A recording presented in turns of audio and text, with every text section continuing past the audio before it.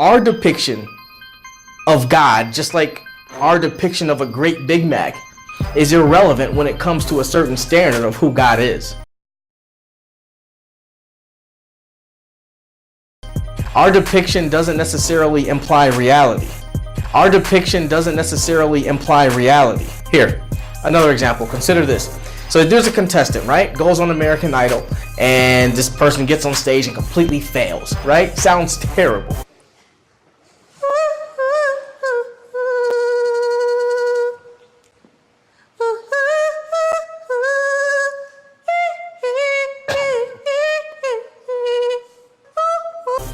And then afterwards, the judges say something like this. I don't want to be rude, but you could be the worst singer in New York. But then after that, the contestant says, well, I don't care what you guys think.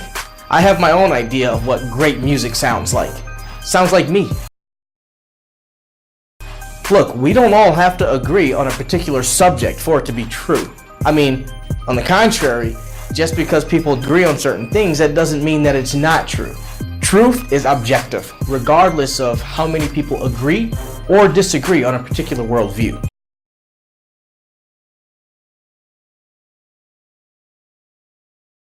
For one, to glorify, embrace, and subscribe to a doctrine that they received in a state of involuntary servitude is for one to announce that the greatest thing that has ever happened to their people was oppression, because the oppression in the belief system ran concurrent. See, I wasn't going to comment on this, but I couldn't just bypass his rhetoric and his false logic. See, what he's referring to is the idea that black people were introduced to Christianity from the white man while they were in slavery. What? This couldn't be any more stupid. That black people were introduced to Christianity from the white man while they were in slavery. What? This couldn't be any more stupid. Think about this, okay? Let's say you're in prison, right? And then the warden gives you a call and says, hey, look, you're gonna be having a baby while you're in prison, okay? Do you just reject the baby because you received that news while you were in prison? No, you don't reject the baby just because you were subjugated. You embrace the baby despite the subjugation. No one says that prison was the best thing that happened to me just because they received news that they were having a baby while they were in prison. Black people were introduced to Christianity from the white man while they were in slavery. What? This couldn't be any more stupid. What? This couldn't be any more stupid. What? This couldn't be any more stupid. I want to give all the praises and the honor to Yahweh, Bahashem, Yahweh Shah, Bahashem, Barakah, Hakwadash, and double honors to the apostles and the elders of Great Millstone. Shalom to the elect. That is peace to the elect. I want to go on this video here. It's called Why Brother Polite Doesn't Believe in God Refuted. Now, this is also a response off of Apostle Tahar's video. Let me get that real quick. It's called Christianity Will Bug You the Hell Out, you know, which is a perfect title because Christianity have bugged our people out, man. And this guy here, I don't know his name, but I was looking at the video. It was only 10 minutes long, so I checked most of it out. And he's one of those guys that's into that think tanking type spirit where, you know, he able to break down and analyze things, kind of put it together real quick. But if, you know, guys like this that talk fast and they try to push it over on you, you got to slow it down and listen to exactly what he's saying. See, this guy's not defending the power of Yahweh. Okay, he's defending the power of Plantation Jesus. Okay. You know, a part of, you know, he goes on to talk about Christianity, and it wasn't forced on us, okay? A part of Christianity, well, Christianity itself, Plantation Christianity, was forced on us, and there's nothing new. We were forced to serve other gods, okay? And this is one of the main gods that destroyed us entirely. Why? Because we lost our identity and our heritage. Okay. So anyway, this guy, and this guy Polite, his doctrine is basically be your own God, create your God. Meanwhile, he says the black woman is God. Meanwhile, the system has forced a God, especially according to the currency that we're looking at, they forced this God on us. And what a lot of people don't understand is you're not going to be free until the one that put you in captivity will take you out of captivity. Okay. Let's go to Deuteronomy 28:64. It says, and the Lord shall scatter thee among all people from one end of the earth even unto the other, and there thou shalt serve other gods, which neither you or thy fathers known, even wood and stone. Okay.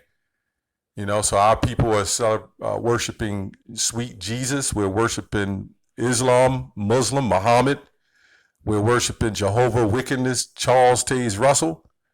Okay. Joseph Smith, John Smith, or whatever. We got all kinds of religions that have screwed us up. Now, this guy also said it doesn't matter. It's whatever depiction you depict it, and even though we don't agree, don't make it right or wrong or whatever he's saying. Look, truth is truth, and it's all about right. It's all about truth, see, and this is the problem with a lot of these Christians. They'll sit up there and complain about the Israelites, but they won't get their own doctrine right amongst each other. So let's go to Revelation 1:1. It says the revelation of Jesus Christ, Yahushua, which Yahweh gave unto him to shew unto his servants things which must shortly come to pass. Okay. So this is also a form of reincarnation. Let's read that again. The revelation, the revealing of Yahushua, which God gave unto him, Yahushua, to shew unto his servants things which must shortly come to pass. Okay. So as he wrote these things and going on to John, they didn't really understand it. So how does his servants understand it today? You mean to tell me his servants back then wasn't important? They're just as important because they're here today. Okay. Or have been here. And he sent and signified it by his angel unto his servant John. Okay. Who bear record of the word of Yahweh and of the testimony of Yahushua and of all the things that he saw. So this is all about depiction. It's all about what he saw. Okay. And what he was supposed to put down. Okay. So let's see what he saw. Okay, it says, and in the midst of the seven candlesticks, one like unto the Son of Man, clothed with a garment down to his foot, and girded about the paps of his golden girdle. His head and his hairs were white like wool, which says that he had white woolly hair. Okay, and that's why I said his head and his hairs, talking about the top of his head and his hairs were white like wool, white as snow. And you got Edomites to try to say that he was white because of that. That's not talking about his skin, and we'll get into that. Secondly, there's nobody walking on the planet that's white, so that can't be true any damn way. Okay, you're either red, you're different shades of brown, or you're red. Okay, his head and his hairs were white like wool. Okay, as white as snow, and his eyes were as a flame of fire. And his feet like unto fine brass, as if they burned, past tense, in a furnace. And his voice with the sound of many waters. So this also proves that, it's all about facts. It's all about facts, and who can break down these facts. Okay, that's what it's all about. Pure and plain. Okay. So anyway, this guy said, if we brought on Christianity, he said something about if we was in prison and someone called, the warden calls and say you're having a baby, do you reject it? And this is what his claim is. So just because we're in slavery, do we reject slavery? Do we reject a religion, so to speak? Well, what we were following, we did reject it. because Christianity was beat into you. We didn't understand no white Jesus, man. Okay? You didn't understand white Jesus, and that's why this guy's sitting up here shaving and bald, faced it, and looking like he's looking because of plantation Christianity. Okay? They watch too much TV, man. You know? We wasn't following that custom. We wasn't following Christmas. We wasn't following Easter. Okay? These customs was put on us and beat on us, man. Especially that white Jesus. We damn sure wasn't following white Jesus. We were all so-called black. So how the hell could we identify with that character, man? Okay? They beat plantation Christianity in us. And speaking of his analogy, they took our babies and sold them, okay, and raped them. Speaking of his analogies, okay, this is called forced conversion, you know, forced conversion. It says forced conversion is an adoption of a different religion or irreligion under duress, okay. Now, if you beat somebody bad enough, and you torture them bad enough, they'll follow whatever religion that you put out there, okay? Any religion they put out there, they'll follow it. Because if they're starving enough, they're hungry enough, and they're beaten enough, and they're broken, they will follow it, okay? It wasn't like the people, the so-called Christians came over on the slave ships. They were all Christians. Everybody was just Christians. They came over the slave ships, got whipped and beaten. Then all of a sudden, the master told them not to read the book. Well, wait a minute. If they was all following if they was all following Christianity, why did the master tell them not to read the book? Why he say you can't read? Why did they make us not read? See, this doesn't make any sense what this idiot is saying, man. Okay?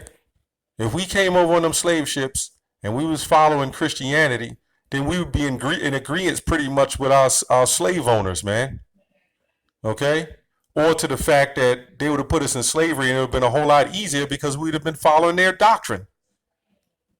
You know? See, that plantation Christianity was forced not on just us, throughout the whole damn world, man. You got Chinese people following Christianity, man. You know? This guy has got his history all twisted up and off, man, because he thinks too much, because he's trying too damn hard, man.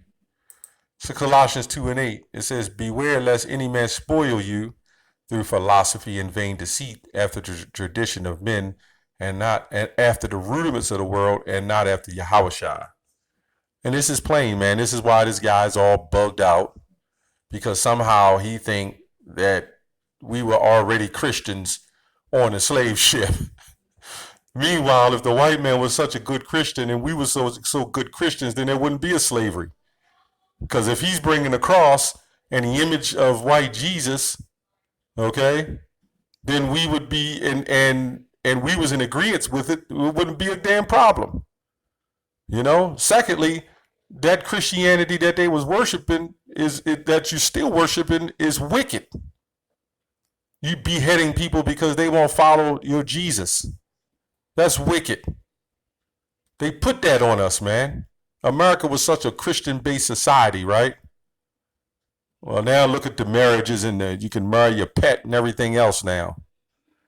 We could tell you know this place is wicked. The whole Christian doctrine is wicked, man. I'm talking about false Christianity. Okay, the Israelites, and starting with the elect, are the really true Christians, the anointed. It just doesn't make any sense, man. I just wanted to touch on the video and a response on that. You know, that false Christianity has bugged the hell out of our people, man. That's why Hosea 4:6 says, my people are destroyed for a lack of knowledge. And it's because they're still rejecting knowledge. The Lord's going to reject you. All you goddamn Christians, man. The Lord's going to reject you, man. Okay, which he already have. That's all I have on that. Shalom.